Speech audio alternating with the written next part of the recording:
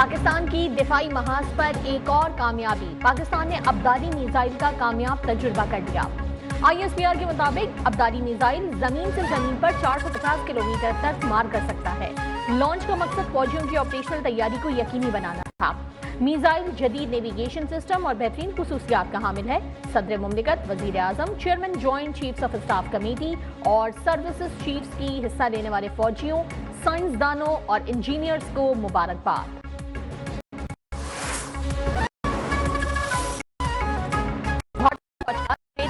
پاکستانیوں کو جعلی مقابلوں میں استعمال کرنے کا منصوبہ۔ جعلی مقابلوں کے بعد بھارتی میڈیا کو تصاویر جاری کی جائیں گی۔ بھارتی میڈیا ان افراد کو پاکستان سے آنے والے دہشت گرد ظاہر کرے گا۔ سیکیورٹی ذرائع کے مطابق پاکستان کے خلاف جارحیت کی ایک اور کہانی بنائی جا رہی ہے۔ کچھ افراد سے پاکستان مخالف بیانات بھی دلوائے جا سکتے ہیں۔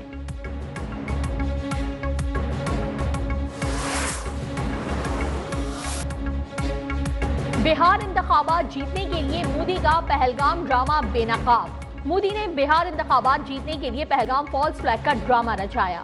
ذرائع ابلاغ پر پہلگام حملے کو بہار انتخابات سے جوڑا۔ پہلگام واقعے کی 45 گھنٹے کے بعد مودی ووٹ مانگنے پہنچ گئے اور بھارتی اپوزیشن جماعت کانگریس اور RJD کی مودی کے بہار دورے پر تنقید۔ ٹائمز آف انڈیا کے مطابق RJD نے پٹنہ میں مودی اور وزیر اعلیٰ نتیش کمار کے خلاف بینرز لگا دیے۔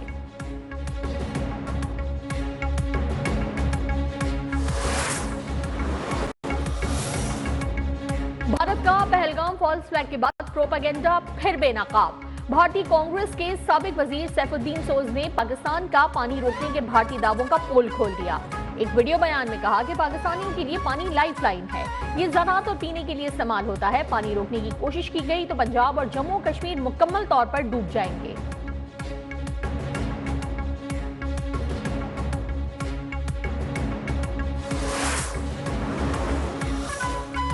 بھارت کی جانب سے اونچے ہتھ کنڈوں کا سلسلہ جاری، پاکستان سے تمام اشیاء کی درآمد پر پابندی لگا دی۔ بھارتی وزارت تجارت نے پابندی فورن ٹریڈ پالیسی 2023 میں ترمیم کر کے لگائی۔ پہلے سندھ پاس معاہدہ یک طرفہ طور پر ختم کرنے کا اعلان کیا، پھر طبی بنیادوں پر علاج کے لیے موجود پاکستانیوں کو بھارت چھوڑنے کا حکم دیا۔ اب بھارت نے پاکستانی اشیاء کی براہ راست یا بالواسطہ درآمد پر پابندی لگا دی۔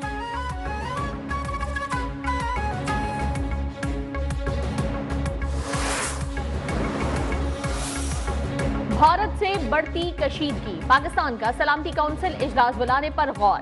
پاکستانی مندوب عاصم افتخار نے کہا کہ پاکستان خطے کی صورتحال پر گہری نظر رکھے ہوئے ہے۔ بھارت کی پیدا کردہ صورتحال عالمی امن کے لیے خطرہ ہے۔ ہم سمجھتے ہیں کہ سلامتی کونسل کو اس پر غور کرنا چاہیے۔ غزہ اور کشمیر کا مسئلہ اقوام متحدہ کی قراردادوں کے مطابق حل ہونا چاہیے۔ بھارت بلوچستان میں دہشت گردی میں براہ راست ملوث رہا ہے۔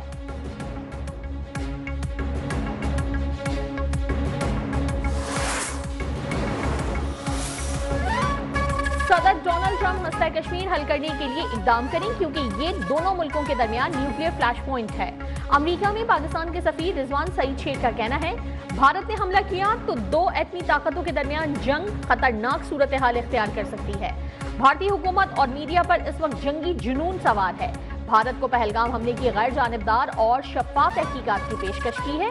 بھارت جموں کشمیر میں اپنی انتظامی کوتاہیوں کو دور کرنے کے بجائے سرحدوں سے باہر کیوں دیکھ رہا ہے؟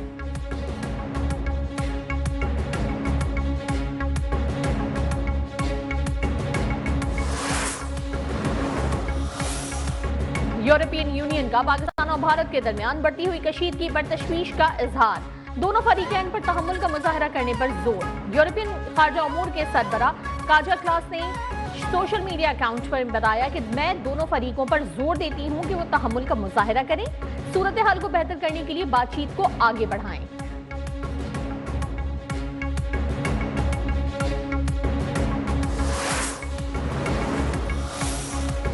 پروپیگنڈا بھی کام نہ آیا، امریکہ نے بھارت کو آشیرواد دینے سے انکار کر دیا۔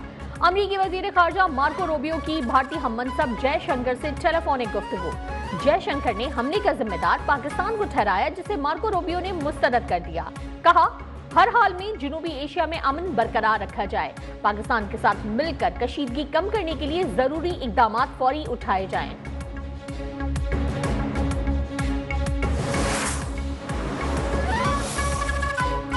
पाकिस्तान ने IMF प्रोग्राम में रुकावट डालने की भारतीय कोशिशों को मुस्तरद कर दिया। भारत की जानिब से पाकिस्तान के IMF प्रोग्राम को सियासत ज़दा करने की कोशिशें की जा रही हैं। आलमी मालियाती इदारों से मुतालबा किया है कि पाकिस्तान को दिए गए कर्जों का असर-ए-नौ जायजा ले। ये मुतालबा पहलगाम हमले के बाद दोनों ममालिक के दरमियान जारी कशीदगी के दौरान सामने आया।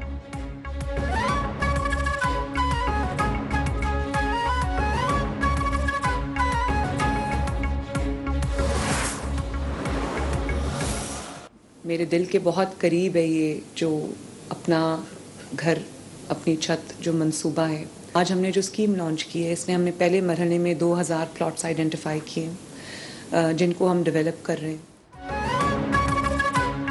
अपनी जमीन अपना घर मेरे ख्वाब की ताबीर है। अपनी जमीन अपना घर के तहत 2000 प्लॉट दिए जाएंगे। वजीर आला पंजाब मरियम नवाज का स्कीम के हवाले से तकरीब से खिताब। कहा, पिछली हुकूमतों ने दिहाइयों में भी 33,000 घरों की तामीर नहीं की। पंजाब के नादार और मुस्तहिक अफराद के लिए काम जारी रहेगा।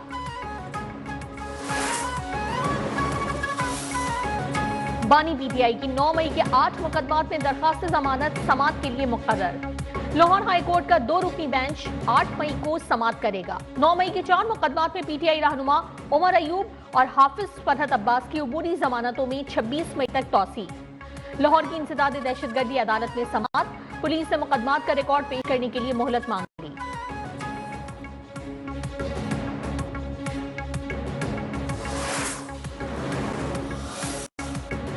मरकजी जमीयत अहले हदीस के सरबरा प्रोफेसर साजिद मीर इंतकाल कर गए। खानदानी जराये के मुताबिक साजिद मीर का इंतकाल दिल का दौरा पड़ने से हुआ।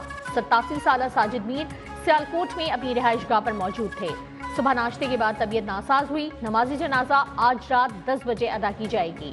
वजीर आजम शहबाज शरीफ का प्रोफेसर साजिद मीर के इंतकाल पर इजहार अफसोस, खिदमात पर खराज अकीदत पेश किया।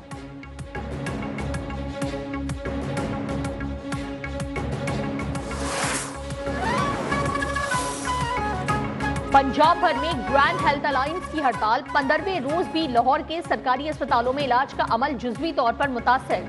अस्पताल इंतजामिया की OPDs चलाने की कोशिशें। सीनियर डॉक्टर्स और प्रोफेसर्स आउटडोर में मरीजों को देख रहे हैं। एहतजाजी तंजीम के साथ मुंसलिक मखसूस डॉक्टर्स और तिब्बी अमला OPDs से गायब।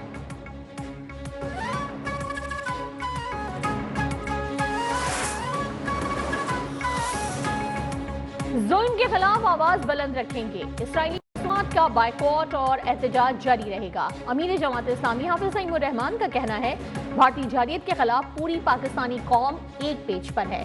दहशतगर्दों के खिलाफ पूरी कौम को मुत्तहिद करते रहेंगे। अमरीका भारत के मौक़िफ़ को तस्लीम करने के बजाय हकीकत को माने।